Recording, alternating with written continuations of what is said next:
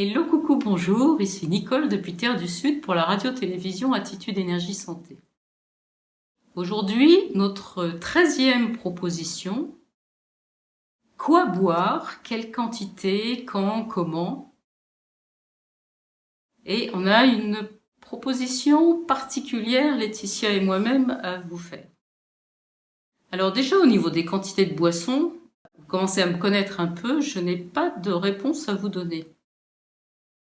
La quantité de boissons dont on va avoir besoin pour s'hydrater au cours de la journée, elle dépend éminemment de notre typologie, notre mode de fonctionnement, nos métabolismes, le climat sous lequel on vit, la saison qu'on est en train de traverser, les activités qu'on a au cours de la journée et surtout du type d'alimentation que l'on a. Parce que il est évident, vous le comprendrez bien, que si on consomme énormément de crudités et de fruits qui sont gorgés d'eau, eh bien on va avoir besoin de boire peu. Et si, à contrario, on a une alimentation qui est riche en céréales, en légumineuses, en protéines animales, là on va avoir besoin de beaucoup d'eau. Donc, il n'y a pas de réponse sur quelle quantité. Alors, quoi boire? Évidemment, il est clair que la meilleure boisson qu'on puisse offrir à notre organisme, c'est tout simplement de l'eau. Alors, cette eau à quelle température? Là encore, ça dépend complètement de vous. Ça dépend de votre métabolisme et de votre mode de fonctionnement et de votre état de santé.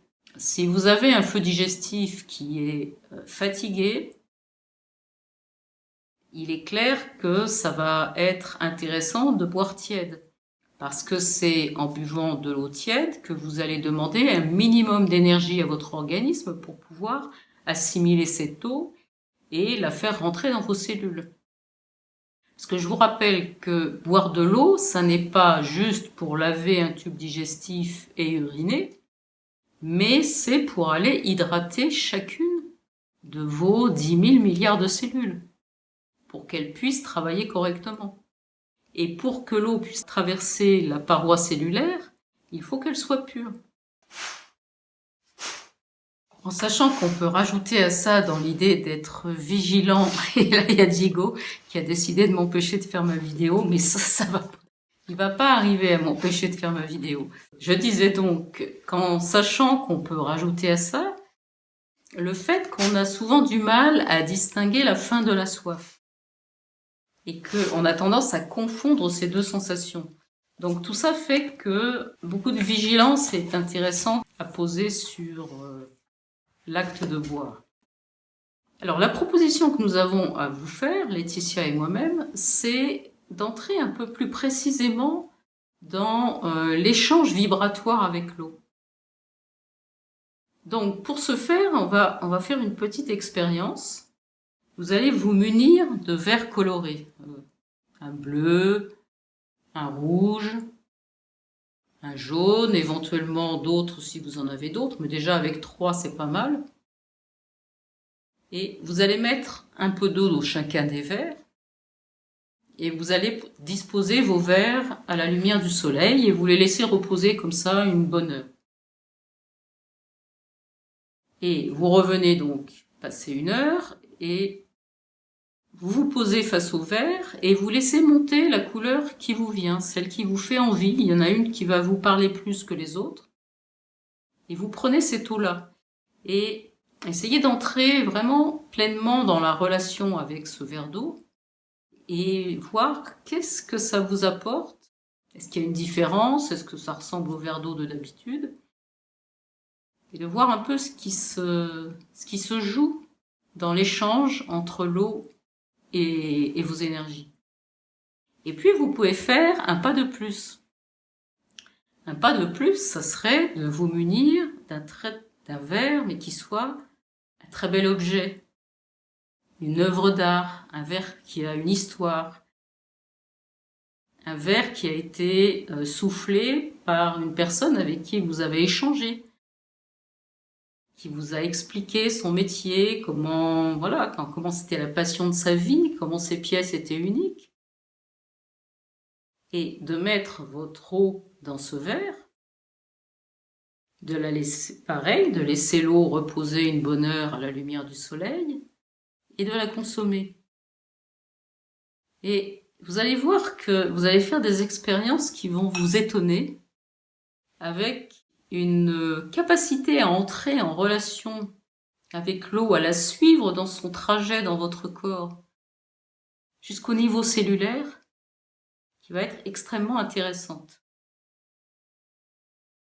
Et alors si on vous parle de ça là maintenant, c'est parce que on a envie de mettre en éveil en vous comment les couleurs tout au long de la journée sont en vibration, en réaction avec nous, de manière inconsciente le plus souvent, mais conscientisez ça, voyez comment vous vous installez dans un fauteuil plutôt qu'un autre, comment vous choisissez de vous mettre dans le coin plutôt rouge de votre salon, alors qu'il y a un autre coin qui est beaucoup plus doux, plus feutré dans les tons beiges. Comment vous choisissez un endroit ou l'autre, en pleine lumière ou au contraire dans une zone en pénombre. Rien ne se fait au hasard.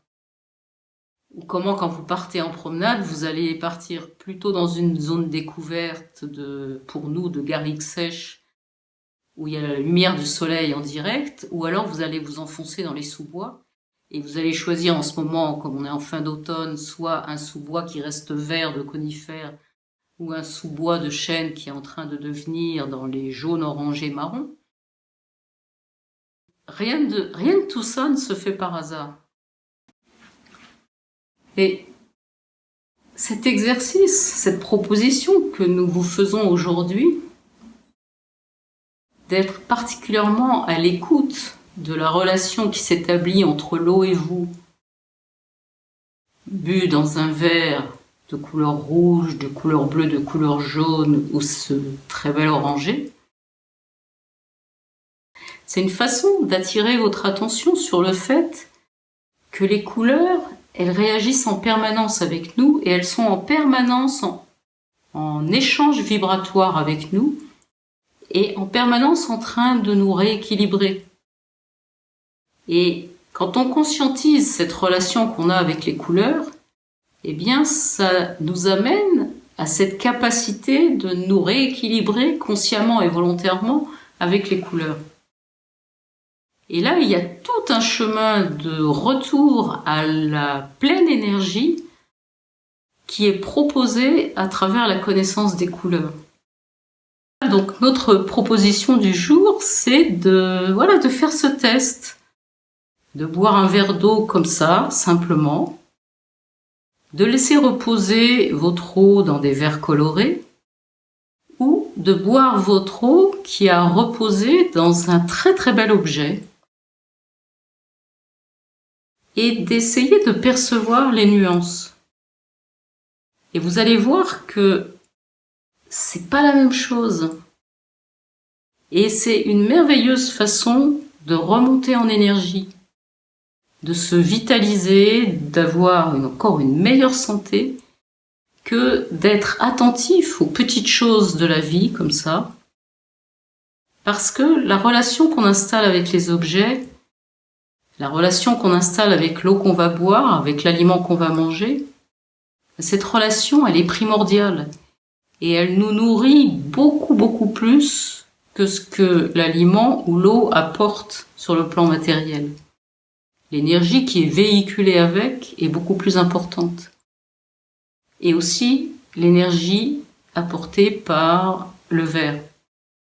Votre eau, non seulement elle va avoir bénéficié des mots d'amour que vous aurez prononcés, de toute l'attention que vous allez avoir portée sur elle, à la préparer, à la mettre, à choisir le verre, à la mettre dans le verre, à la laisser reposer au soleil. Et quand vous allez la boire, eh bien vous m'en direz des nouvelles. Voilà, je vous souhaite une excellente journée et je vous dis à demain pour une nouvelle proposition vers plus de santé et de vitalité en hiver.